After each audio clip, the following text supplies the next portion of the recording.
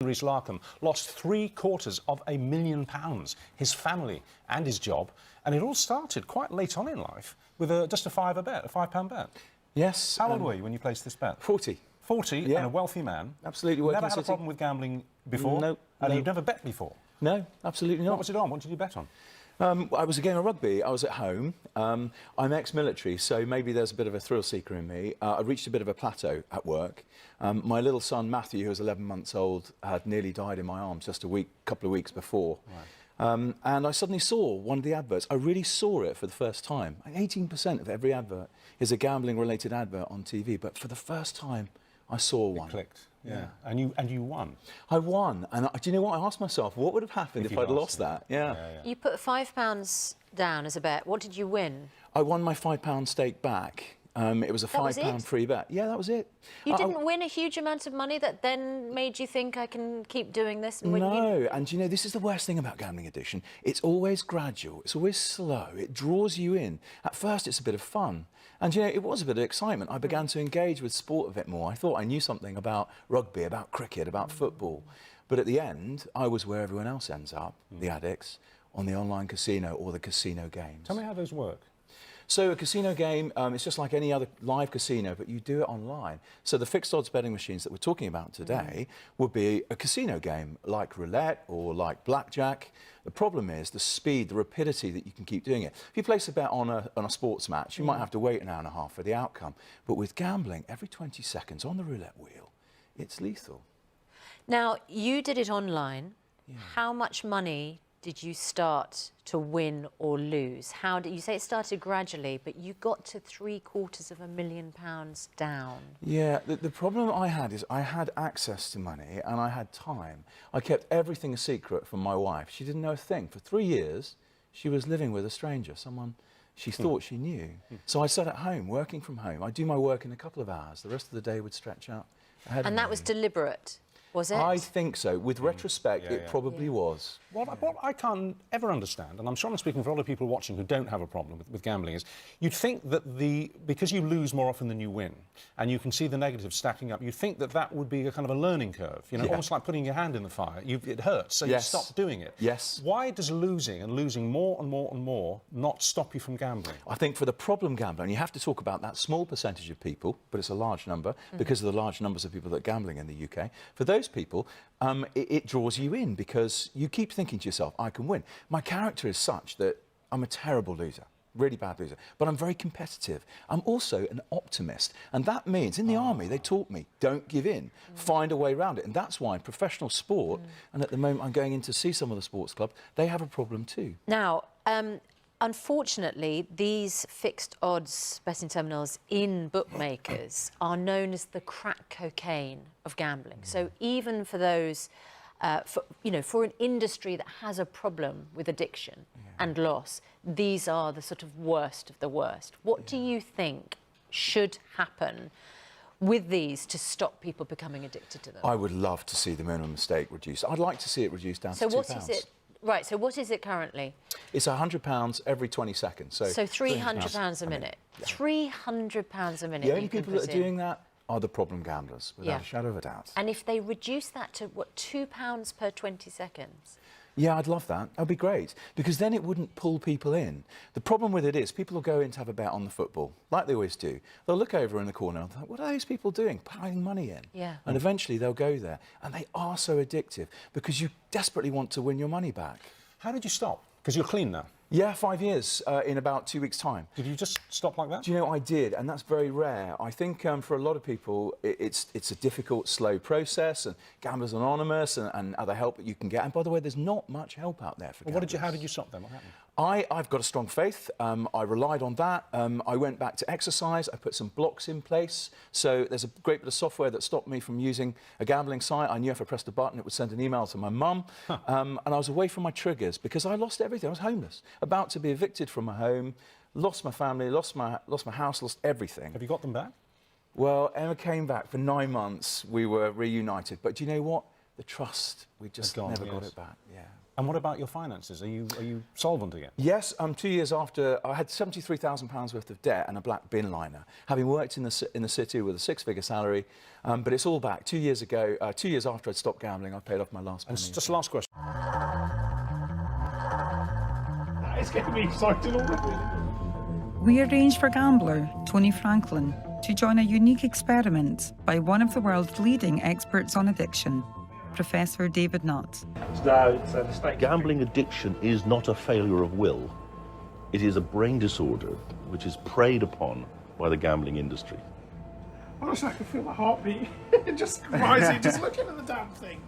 Once you become addicted, it's very, very hard to stop because you've changed your brain. Addiction is a brain that has changed to become entrained to the desires of the gambling. So we're going to start the roulette task, Tony. This will be the first time anyone plays something similar to a fixed odds betting terminal from inside an MRI scanner. The professor says it will reveal what's happening in Tony's brain as he uses a keypad to bet. Got £1,000 to spend. Can I spend it all on the first spin? When Tony is doing his task, when he's looking at the roulette wheel and he's making a decision to bet, parts of the brain get turned on and then they can't stop. And we think there's probably a chemical basis to that. So that's what we're expecting to see, that the habit centers are overactivated in people with gambling compared with normal people like us.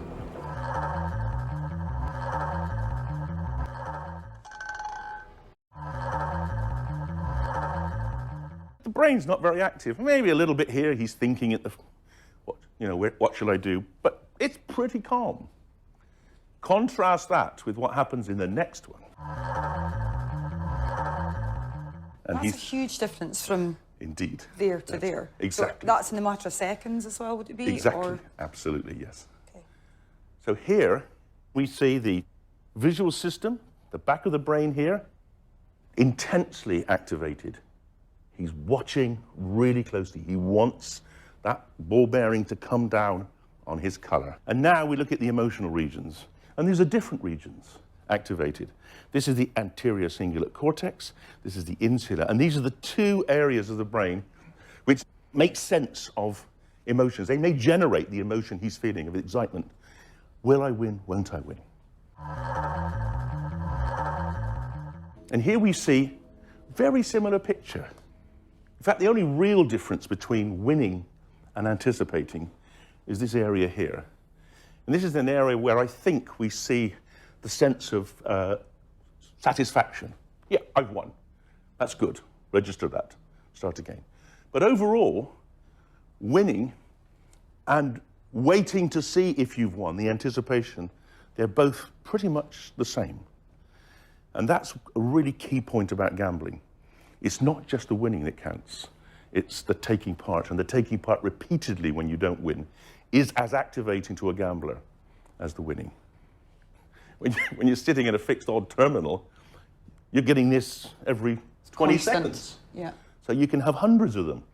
And so that process can become, in the end, it becomes kind of habitual, it becomes addictive. The Association of British Bookmakers told us 99.5% of people who gamble do so responsibly. Gambling addiction is complex and multifaceted, and as an industry, we strongly encourage responsible gambling. CCTV footage from inside the bookmakers in Dalkeith shows Mark Rutter's reaction to losing heavily on a gaming machine. The 40-year-old hauls it over, then marches towards the counter, shouting that he wants his £200 back. Punters step out the way as he knocks down the glass security screen and confronts staff, then leaps over the counter. The cashier reaches for the phone to raise the alarm, but Rutter barges in and starts grabbing cash. The recording of what's happened next hasn't been released, but what was already a violent incident escalated dramatically. Rutter punched the cashier, then grabbed a pair of scissors and turned towards the assistant manager, Daniel Hardwick.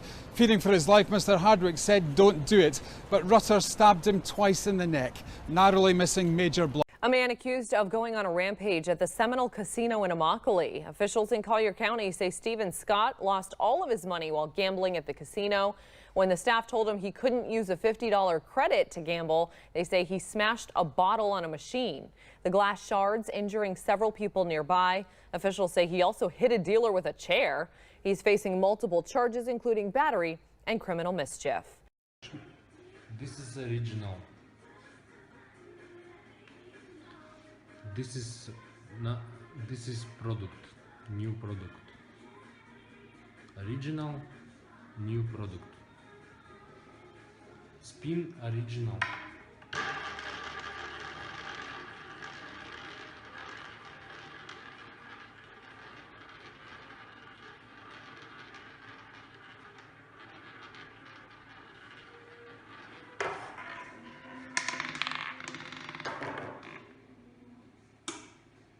Spin is new product.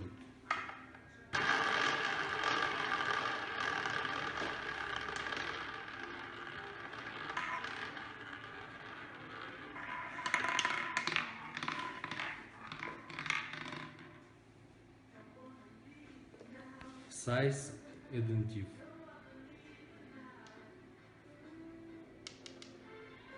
And weight.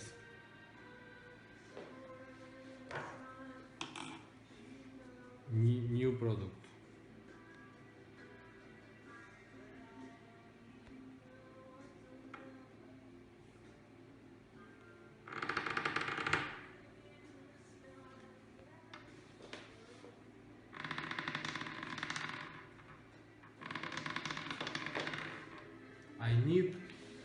I need red. All time red.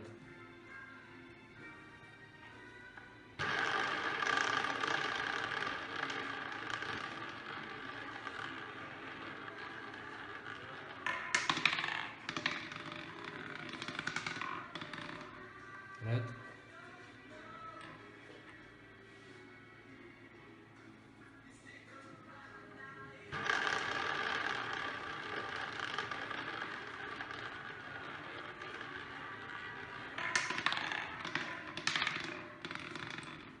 Red.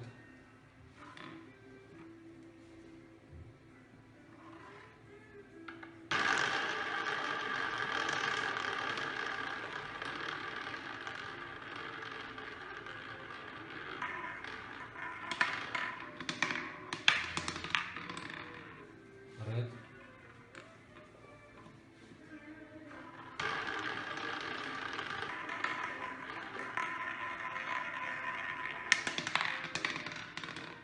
Red.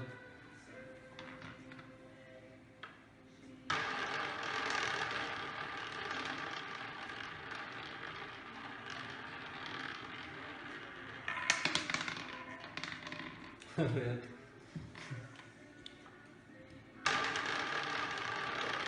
Five spin. A roulette wheel has 38 numbers. 18 of these numbers are red. 18 of these numbers are black. And two of the numbers, 0 and 00, are green. By the way, I'm describing American roulette. The European version has just one green number. The simplest bet in roulette is to bet on one of the main colors, let's say red. Okay, so I'm going to bet $1 on red.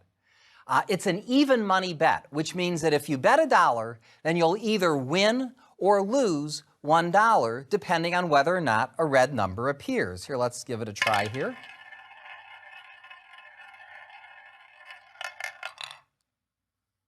Red, 27, I win. Now, what are your chances of winning? Since there are 38 numbers, each of which has the same chance of occurring, and 18 of these numbers are red, then the probability that you win is 18 over 38, which is a little less than 50%. Clearly, you have a disadvantage at this game. We can quantify this disadvantage using the very important concept of expected value. If you only remember one concept from this lecture, this is what I want you to remember. The expected value of a bet is a weighted average of how much you can win or lose. When you bet on red in roulette, you'll either win $1 with probability 18 over 38, or you'll lose $1, or you could say win -$1 with probability 20 over 38, right? Because there are 18 red numbers and 20 numbers that aren't red. Hence, your expected value is 1 times 18 over 38 plus -1 times 20 over 38. That's -2 over 38, -0.0526. What this means is that on average, you'll lose about 5.3 cents for every dollar that you bet. Now, in roulette, you can bet on other things besides color. For instance, you can bet that a number between 1 and 12 shows up. Here, let me show you here. So let's say we bet $1 that one of the first 12 numbers shows up. The casino pays 2-to-1 odds for this bet, which means that if you bet $1 and you win, then the casino pays you $2, okay? So let's calculate our expected value here. So when you bet $1, you're going to win $2 with probability what? 12 numbers out of 38. And you're going to lose $1 with probability 26 over 38. Because if you win 12 times out of 38, you lose 26 times out of 38. Hence, the expected value of this bet is 2, that's what you win, 12 over 38 times, plus -1, that's for losing 1, 26 out of 38 times. When you do the math, that's -2 over 38, -0.0526, which is the same number as before. Or suppose you bet on a single number. Let's say I like lucky number 17. All right, here the casino pays 35-to-1 odds. Thus, when you make this bet, then you either win $35 with probability 1 over 38, just one winning number out of all 38, or you lose $1 with probability 37 over 38. So when you calculate the expected value, 35 times 1 over 38 plus -1 times 37 over 38, once again, you get -2 over 38. We still get -5.3 cents. Interestingly, when you play roulette, practically every bet has the exact same expected value of -5.3 cents per dollar. Gambling is a way to understand how addiction and economics interact so that people's pain can be used as a way of making money. We're talking about gambling addiction. It's on the rise. Or is it? £5 each way. I'm being silly. Let's have a look. Thousands of online sites wanting your money. Few limits to what you can spend. Offers enticing you in or to get you back. All part of one of the most liberal gambling markets in the world, right here in the UK. So in the social political landmass that we call England and Great Britain, or he called the UK, the figure has risen to 400,000 problem gamblers. In the last year, 13.8 billion was spent in the UK by gamblers. This is a massive business. That feeling, that tendency to gamble is a business. So there's an interest in keeping it alive. How did it get so bad? What's created the problem? What's exacerbated the problem? Increasing tax revenues was the main driver for Tony Blair deregulating the British gambling industry. There is no evidence from around the world that it causes the problems that people are talking about. Tony Blair with his no evidence catchphrase. There's no evidence that there aren't weapons of mass destruction. There's no evidence that this causes any problem. He's come out, grinned, kicked society up the nuts, and off he goes again. We all know when it comes to gambling, the house always wins. I was cashing my paychecks, taking it there. Starting to borrow from banks, starting to borrow from loan sharks. But the dirty little secret is just how much government-run casinos rely on problem gamblers. 15% to 50% of gambling revenue comes from problem gamblers. There's no doubt that they exploit addicted gamblers. It's their stock and trade. Governments say they promote responsible gambling, but do they really? Who has a a problem with responsibility. It's a good thing. But it is also a concerted public relations campaign. They need to come up with a way to ensure that this is not going to happen to other people. What happened to me? I'm Tara Mooney and I'm from Frome in Somerset. I'm 46 years old. My gambling addiction, I didn't know it was an addiction until I lost a lot. I was in denial for many years. Lost a home, lost nearly everything. Since 2003 and to the present day, I'd say a good £250,000 thereabouts. I actually started off playing bingo, going to a gala, and when you have a win you feel all excited, and you on the intervals that they have, they tend to have breaks, so you go and play on the slot machines or party bingo, and I started enjoying the fruit machines but didn't realise how it was affecting me.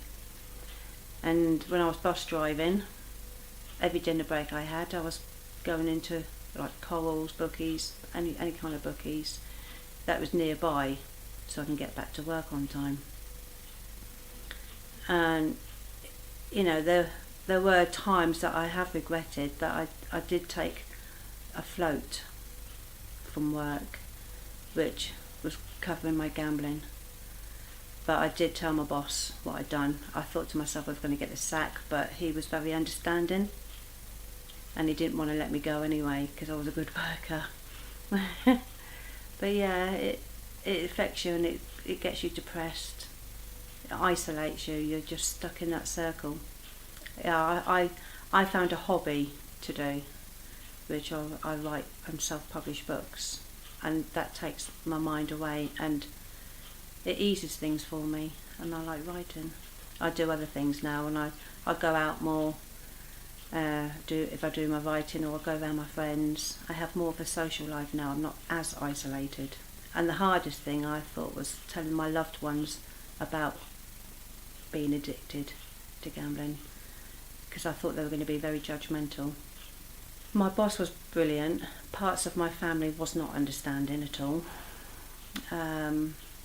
But I found the strength, and I'd done it because I was determined to do it.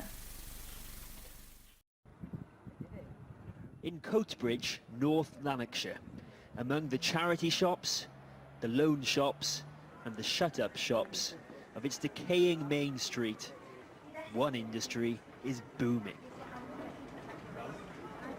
In this small town centre, no less than 5 bookmakers, and within them casino-style machines that can swallow £100 of your money every 20 seconds, until the rules are changed and the amount you can bet is finally reduced. Bets should be no more than £30, says the Gambling Commission, on casino-type games where your money can disappear at the push of a button.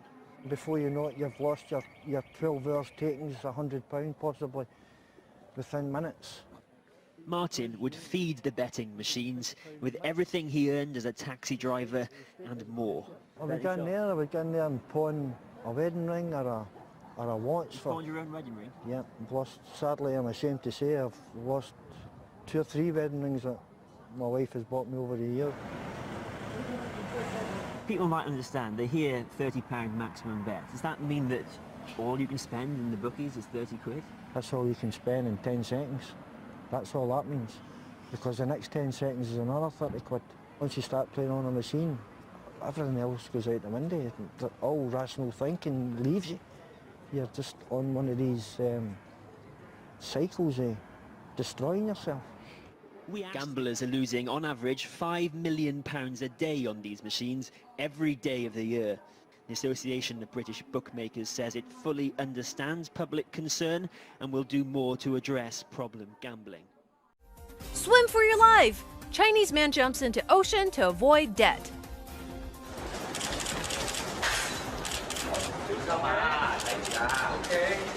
A 37-year-old Chinese man, Lu, owed $26,000 in gambling and decided to jump off his gambling cruise to avoid his debt. The night before last, Lu got on the Metropolis cruise to gamble. He gambled all night long and lost everything he owned, so he decided to borrow $26,000 from one of the cruise staff, hoping this would change his luck and make all his money back. but he lost all that money too. So yesterday morning around 9 a.m., in order to avoid his debt, he decided to jump off the boat from his room as a cruise was approaching Tit Cham Chao. Unfortunately for him, a pilot vessel rescued him and called the police as he was swimming to shore. The police decided they had no reason to hold Lü, so they took him to the hospital.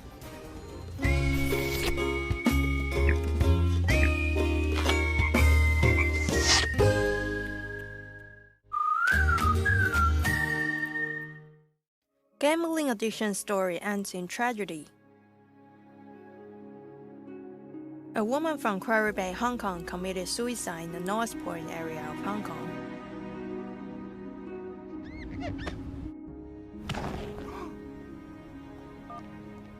The deceased woman, Hong Chunwan, was a maid with a terrible gambling addiction.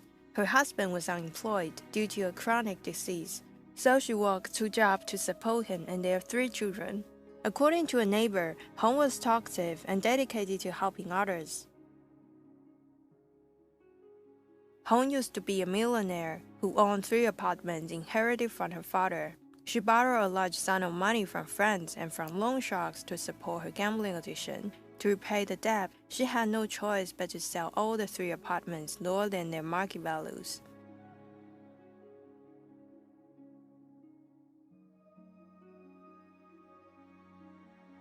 A buyer says since she purchased a flat from Hong, loan shark harassment has never stopped, despite posting a poster on the door saying that the previous owner had moved out. Hong committed suicide while wiping windows in a mansion in the North Point area of Hong Kong. When it comes to gambling, Canadians have plenty of skin in the game. Last year, we spent about $13 billion on legal, government-run gambling. It's estimated we spend another $12 billion or so every year on gambling websites and illegal bookmakers. Imagine that, about $25 billion a year. That's 3 times more than we spend on movies, hockey tickets, and Tim Hortons combined. What fun is waiting at OLG Slots and Casinos? Hey Canada, could it be we have a gambling problem? Well, not if you watch casino ads on TV, like these ones for Ontario's Lottery and Gaming Corporation. Good luck charms, wow. Here, the only gamblers they portray are good, wholesome people. I got a hat that I wear on poker, and just figure it brings me luck. I always have to walk in on my right foot. And gambling? Good, wholesome fun. I just keep this in my hand. I keep hoping it brings me luck. I say, come on, you can do it for me. A survey of more than 200 workers at Melbourne's Crown Casino has painted an alarming picture of problem gambling at the venue. The Deakin University study found some patrons are gambling non-stop for 24 hours or more, sometimes not even leaving their machines for a toilet break. Crown has fiercely attacked the study, saying it's full of unsubstantiated allegations.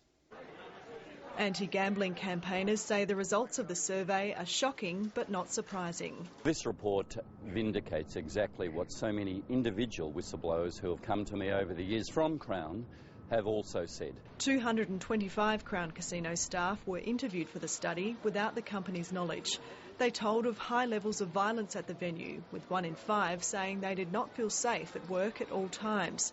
Some alleged that injured patrons and staff were sent away in taxis instead of ambulances to avoid triggering an emergency services report.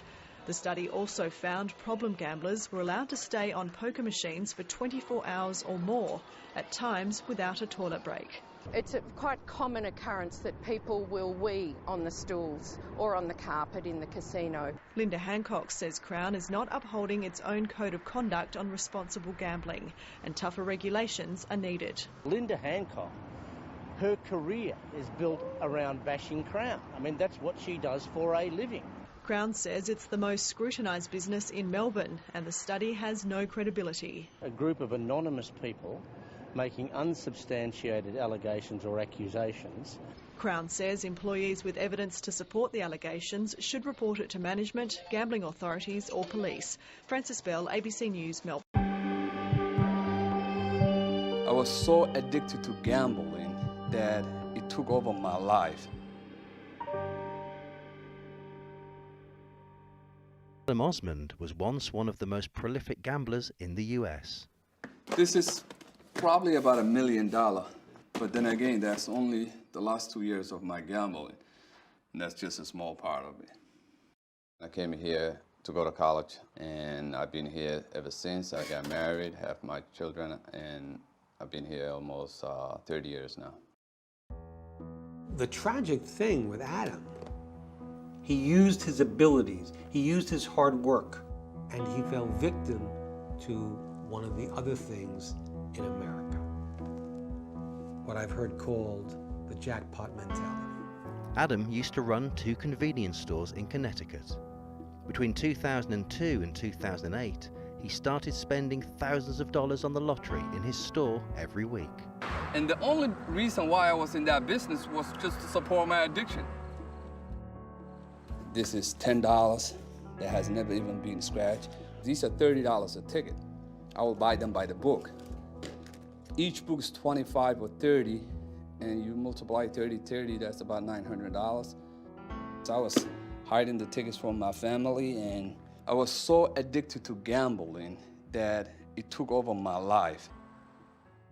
He knew what he was doing was destroying himself and his family. In March 2008, Adam suffered a nervous breakdown after over a decade of compulsive gambling. The first week, I printed about 54,000 tickets. None of them was cash. Didn't even check it. You cannot even possibly check all those numbers. The Connecticut Lottery called me because I didn't pay for it. I couldn't pay for it. I was crying for help. By law, they're supposed to shut my machine by that time. And the next week, I printed tickets again, non-stop. For 3 weeks, Adam printed over $250,000 worth of lotto tickets before his machine was finally shut down. The Connecticut Lottery did not shut my machine off when I was late payment, or even when I print all those tickets, because I was very valuable to them and I was one of their best customers. He was the first and only gambling addict to be convicted for printing lottery tickets. It's really sad because, you know, this used to be my family in here, and now they are not here. And, you know, when I look at it around the house, and, you know, that was my daughter's. After being charged, Adam was ordered to pay the sum of the tickets printed, despite never cashing any of them in. His wife and 3 children, 3 girls, had to go to Virginia to live with relatives because of his financial ruin. And he sends money to them, and he lives in squalor. And because these tickets, my family cannot live here. And I'm still paying for this, a piece of papers that destroy my family. And Connecticut Lottery will claim that this is revenue for the government. In the US, the odds of winning the overall lottery are approximately 1 in 258 million. In Connecticut, there are up to 9 lotto draws a day, each game costing between 50 cents and $5, with scratch cards on top of this priced from $1 up to $30 each. The Connecticut Lottery does run programs to support addicted gamblers, and a percentage of the profits go towards government programs such as libraries, public safety, and education. Since I stopped gambling, and when I hit the bottom, I picked up a better habit. When I was gambling in, my mind was always numbers. I'll be driving in, and if it's a bus driving in front of me, I will pick that numbers and I'll say that, oh, you know, that bus number had 3057, and I will go to my store and play 3057 or whatever number that I saw. Sunshine, I run. Snow, I run.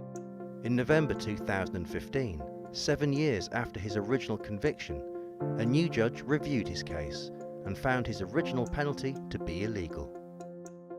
He no longer has to pay back the remaining money from the uncashed tickets.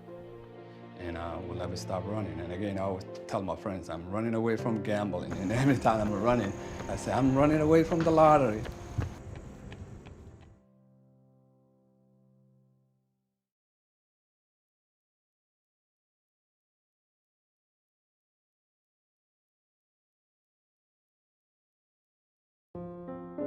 What are you gambling with? What are you willing to bet? Are you gambling away your sanity?